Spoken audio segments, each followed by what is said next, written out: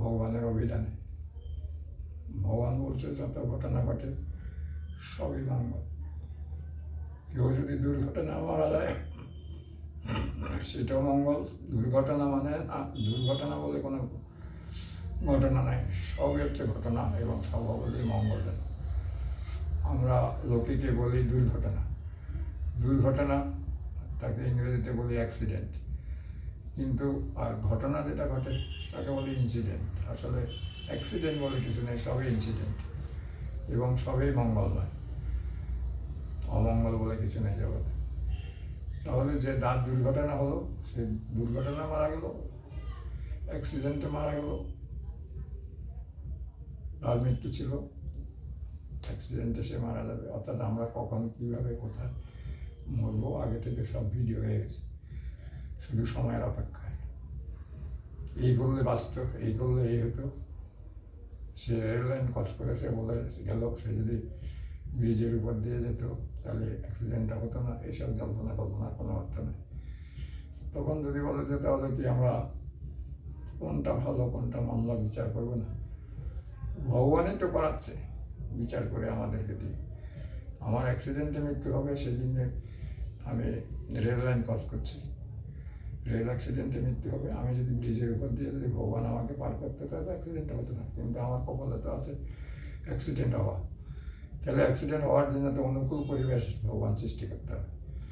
এখানে আমার কোনো ভুলও নেই, আমার কোনো শুদ্ধও নেই। তিনি যেভাবে চালাচ্ছেন সেভাবে আমাকে চলতে হবে। আমাকে অন্যমনস্ক করে দিচ্ছেন তিনি, আবার মনে করিয়ে দিচ্ছেন তিনি জগতের প্রত্যেকের যে প্রতি মুহূর্তে যে ঘটনা ঘটে সেই ঘটনা যে ঈশ্বর ঘটাচ্ছেন এটা যে ভাবে তার পাপ অনেক পুণ্য নেই। আমাকে দিয়ে ভগবান পাপের কাজও করাচ্ছে, পুণ্যের কাজও করাচ্ছে। সুতরাং আমি পাপ পুণ্যের ফল ভোগ করবো না। যদি আমি কর্তা সাজি যে আমি করেছি তাহলে আমার পাপ পুণ্য আছে। যদি ভাবি যে ভগবান আমাকে দিয়ে করাচ্ছে তাহলে আমার পাপ পুণ্য নেই। আমি একটা মশা মারছি, একটা প্রাণ নষ্ট করছি, এটা আমার পাপের কাজ। যদি আমি ভাবি আমি মশাটা মেরেছি, আর যদি ভাবি যে ভগবান আমাকে দিয়ে মারিয়েছে, মশাটা আমার হাতে মৃত্যু ছিল। কারণ জন্ম থাকলে মৃত্যু হয়, তাহলে কার মৃত্যু কীভাবে হবে আগে থেকে ভগবান লিখে রেখেছে। সুতরাং মশাটাকে মারিয়েছে আমাকে দিয়ে, সুতরাং আমার কোনো পাপ নেই। কিন্তু সেটা ভাবতে হবে। আমি কাউকে অপমান করলাম, যদি ভাবি যে ভগবান আমাকে দিয়ে অপমান করাচ্ছে, কিন্তু সে যদি আমাকে অপমান করে সেটাও ভাবতে হবে যে ভগবান তাকে দিয়ে আমাকে অপমান করাচ্ছে। তাহলে সব কিছু ভগবান করায়, কেউ কিছু করে না, শুধু এটা ভাবতে হবে। তাহলে আমাদের সাধারণ ভজন ভগবান যেটা করায় করে, কিন্তু আমাদের করণীয় কি? আমাদের করণীয় শুধু ভাবনা। এই ভাবনাটা হচ্ছে আমাদের সাধন, ভাবনাটাই হচ্ছে আমাদের ভজন। এটা একটা নতুন তত্ত্ব গীতাতে যেটা আছে, এটা খুবই সহজ। যার জন্য সাধন ভজনের জন্য হিমালয় পর্বতে না গেলেও চলে। আমরা সংসারের ভিতর বসে যদি ভাবি যে আমি কিছুই করছি না, ভগবান যা করাচ্ছে আমাকে দিয়ে তা করছি, জগতের সমস্ত লোককে যা করাচ্ছে ভগবান তারা তাই করছে, তাহলে কারো দৌড় দেবো না এবং কখনো কোনো ভয়ে ভীতু না। কারণ আমরা তো ভগবানের হাতে বাঁধা। কখন আমার মৃত্যু হবে ভগবান আগে থেকে ঠিক করে রেখেছে, কীভাবে মৃত্যু হবে তাও ঠিক করে রেখেছে। সুতরাং আমি কোনো কিছু যে ডিভাইড করতে পারি না, কোনো জিনিস আমি বাদ দিতে পারি না, কোনো জিনিস ধরেও রাখতে পারি না।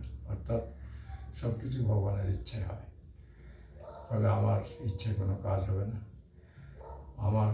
আমাকে চেষ্টা করে ভগবান, ফল দেয়, আবার চেষ্টা করে ফল দেয় না। অর্থাৎ সব কিছু ভগবানের উপর নির্ভর করছে। ভালো কাজ করলে যে ভালো ফল পাবো এমন কোনো কথা নেই। সেটা পূর্বজন্মে ভালো কাজ করলে এই জন্মে ভালো কাজ পাবে। এই জন্মে ভালো কাজ করলে এই জন্মে ভালো ফল পেতে পারি, আবার নাও পেতে পারি, কিন্তু এই জন্মের কর্মফল এই জন্মে পাই না। কেউ যদি এই জন্মে ভালো কাজ করে ভালো ফল পায়, জানবে যে এই ভালো কাজ এই জন্মের ভালো কাজের জন্য না, পূর্বজন্মে যে ভালো কাজ করেছে তার ফল পাচ্ছে। এই জন্মে কেউ ভালো কাজ করেছে কিন্তু খারাপ ফল পাচ্ছে, তাহলে সেটা কেন হয়? কারণ এই জন্মে যে আমি ভালো কাজ করছি এই জন্মের ফলটা এই জন্মে পাবো না। পূর্বজন্মে যে ভালো কাজ করেছিলাম, খারাপ কাজ করেছিলাম তারই ফল পাচ্ছি, পূর্বজন্মে যে ভালো কাজ করেছিলাম তারই ফল পাচ্ছি। সুতরাং গীতার জ্ঞান আমাদের সম্পূর্ণ শান্তি দিয়ে থাকে এবং সমস্ত রোগ হয় মন থেকে।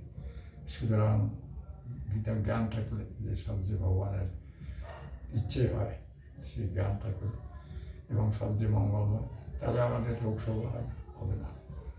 আমাদের শুধু ভাবতে হবে, ভাবনাতেই গণ্ডগোল। তাহলে আমরা শান্তিতে থাকবো। মানসিক যে রোগ অর্জুনের হয়েছিল সেটাই ভগবানই একমাত্র নিরাময় করলো। তাহলে ভগবানই একমাত্র ডাক্তার, আর আমরা সবাই হচ্ছে রোগী। এবং গীতার যে উপদেশ এটা হলো একটা প্রেসক্রিপশন, আর আমরা সব রোগী। জয় জগৎবৃন্দ হরি, জয় শ্রী গুরুদেব, জয় শ্রী ভক্তবৃন্দ।